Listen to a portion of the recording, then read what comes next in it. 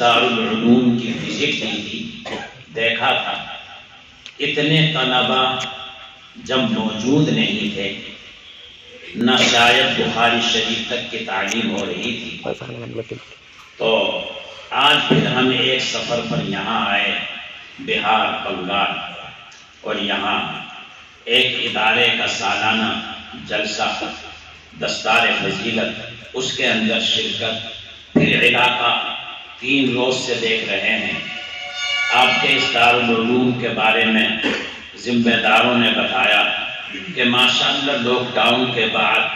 اتنے معقر اساتذہ اور عزیز طلباء یہاں موجود ہیں،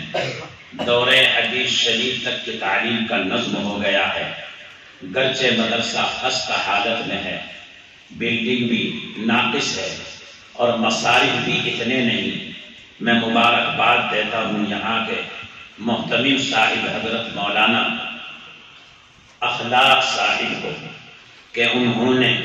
اپنے ساتھیوں کے ساتھ اس کی نظامت اہتمام کو سنبھالا، اور ماشاءاللہ سارے اساتذہ کرام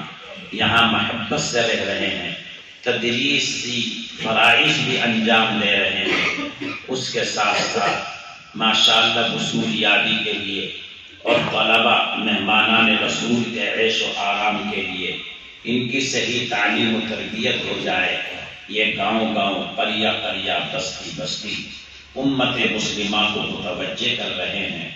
اللہ ان سب حضرات کی عمر میں برکت نصیب فرمائے، اور عزیز طلباء کو، مہمانان رسول کو ان سے بھرپور استفادہ کرنے کی، اور اس علاقے میں بنگال اور بہار میں جس کے بارے میں حضرت شیخ الحدیث مولانا زکریا، اللہ ان کی قبر کو نور سے منور فرما دے، انہوں نے اپنے خلیفہ اجل حضرت مولانا منور حسین منتظم خانقاہ خلیلیہ سہارنپور سے فرمایا تھا